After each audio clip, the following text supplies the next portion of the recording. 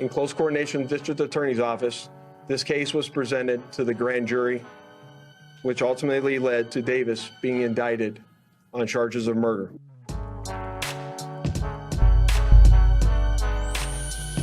In this video, we dive into the billion-dollar mystery surrounding Biggie Smalls and Tupac Shakur, the shocking murder of two of hip-hop's most iconic legends, and unveil Tupac's killer. We will uncover the controversy surrounding their careers and the events leading up to their tragic deaths at the ages of 24 and 25 years old, which remain clouded by cover-up theories, crime, and brotherhood.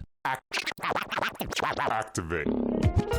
Tupac Amaru Shakur's remarkable journey from a challenging upbringing to becoming an iconic figure in hip-hop is a testament to his exceptional talent and unwavering determination. Born in East Harlem, New York in 1971, Tupac later moved to Baltimore, Maryland, where he began his career as MC New York, developing his love for rapping and poetry. He eventually joined the Digital Underground as a backup dancer and rapper, which marked his initial foray into the hip-hop scene. His family relocated to California, where he found his artistic voice as a rapper and actor. His mother, Afeni Shakur, was actively involved in the Black Panther Party, exposing Tupac to social activism from a young age. And when Tupac's solo debut album, Tupacalypse Now, was released in 1991, tackled pressing issues of social injustice. Tupac's conscious lyrics and magnetic persona propelled him to fame, establishing him as an influential figure in the West Coast rap scene, and entangling him in the East Coast-West Coast hip-hop feud that gripped the industry during the 1990s. His confrontational lyrics and public disputes with East Coast artists, notably the notorious B.I.G., fueled tensions during this tumultuous period.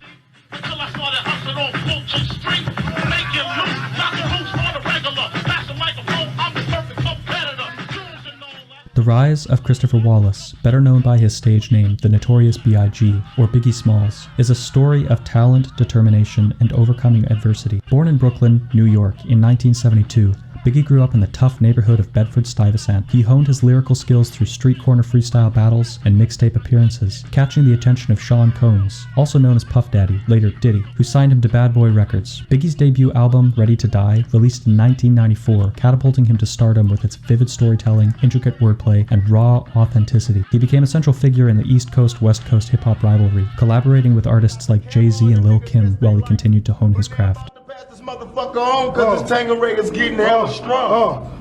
Money, holes, and clothes. Blood smoke coming out the nose. Is all a In the early years of their careers, Tupac and Biggie became close friends, bonding over their love of music and similar struggles growing up under hard circumstances. They hung out often, recorded music together, and performed at the same venues. Their friendship was marked by mutual respect for each other's talent, and they even collaborated on tracks like Runnin', Dyin' to Live, which showcased their incredible ability to write and perform together. As their careers continued to break new levels and elevate hip-hop, the music industry's competitive nature and the East Coast-West Coast rivalry intensified. This escalated due to factors beyond their control, including media sensationalism and the involvement of other figures in the industry. On the night of November 30th, 1994, Tupac was ambushed and shot multiple times at Quad Recording Studios in Manhattan, New York City. He was entering the studio to record music when he was attacked by unknown assailants. Tupac sustained several gunshot wounds, including one to the head, and was rushed to the hospital for emergency surgery. The incident fueled speculation and conspiracy theories, with some suggesting that it was a robbery gone wrong and others believing it was part of a larger feud or conspiracy. Tupac believed that individuals associated with Bad Boy Records and Biggie had prior knowledge of the attack or were somehow involved, which fueled suspicions of betrayal. Tupac's subsequent incarceration and legal troubles further complicated matters. By the time Tupac was released from prison in 1995, their friendship had deteriorated. Tupac's release marked a turning point as he became more confrontational in his lyrics and public statements, accusing Biggie and others of disloyalty and betrayal. The release of diss tracks, public insults, and a general breakdown in communication exacerbated the rift between them. This deterioration in their friendship eventually culminated in a highly publicized and intense feud, which had tragic consequences for both artists and the hip-hop community. The first diss track in the feud between Tupac Shakur and Biggie is often attributed to Tupac. He released the track Hit 'Em Up in 1996, a scathing and explicit diss track directed at Biggie, Bad Boy Records, and other East Coast figures. While Hit 'Em Up is one of the most well-known diss tracks in history and is often cited as the beginning of the feud's most intense phase, there were earlier incidents of verbal jabs and subtle disses exchanged between the two artists and their respective camps leading up to this point. Tupac achieved remarkable financial success during his career in the music industry. He released multiple albums that sold millions of copies worldwide, amassing substantial wealth in the process. All Eyes on Me, released in 1996, stands out as one of his most financially successful albums, with over 10 million copies sold, earning it diamond certification in the United States. Biggie achieved significant financial success during his career in the music industry. His debut album, Ready to Die, released in 1994, was a commercial triumph, selling over 4 million copies in the United States alone and earning multi-platinum certification.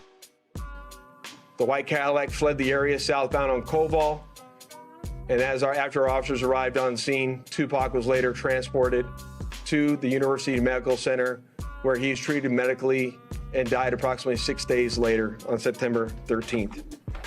On September 7, 1996, Tupac Shakur was shot multiple times in a drive-by shooting in Las Vegas and succumbed to his injuries 6 days later. In 2018, the investigation into the murder of Tupac Shakur was reopened on new evidence. The investigation concluded that the shooting was a retaliation after a conflict between two gangs based in Compton, California. Tupac was in Las Vegas to see Mike Tyson box at the MGM Grand Hotel, and Suge Knight, the former CEO of Death Row Records, was there. Suge was affiliated with the Mob Peru gang in Compton. Dwayne Keith, aka Keefy D, who was affiliated with the Southside Compton Crips, also attended the fight, along with his nephew Orlando Anderson and their entourage.